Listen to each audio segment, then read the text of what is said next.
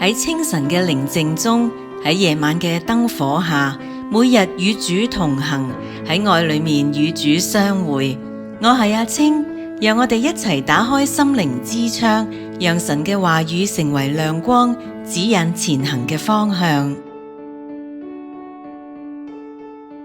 在彼拉多前受審2，路加福音23章8至12節。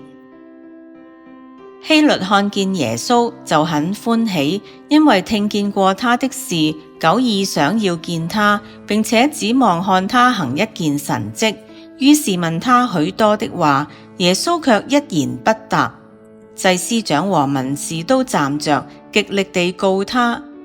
希律和他的兵丁就藐視耶穌，戲弄他，給他穿上華麗衣服，把他送回彼拉多那裏去。從前希律和彼拉多彼此有仇，在那一天就成了朋友。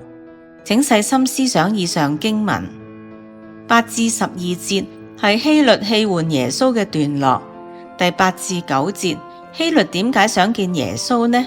佢嘅態度點樣呢？耶穌嘅回應點樣呢？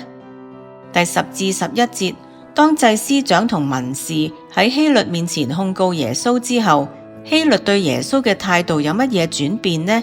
佢點解會有呢個轉變呢？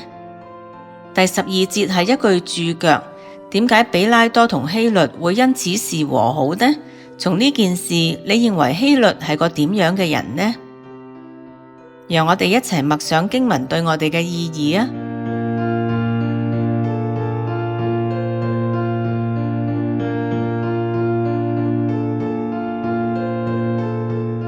讓我哋亦都反思，我承認耶穌係神嘅兒子嗎？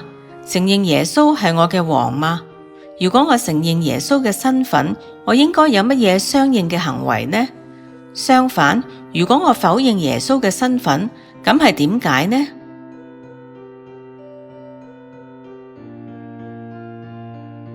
多謝收聽和諧頻道製作，每日與主同行。材料改編自國正網絡細味煮物語，原作者楊海恒。好開心能夠同你分享上帝嘅話語，一齊研讀聖經，靈命成長。歡迎你喺我哋嘅 Facebook 留下足跡，聽日見啦！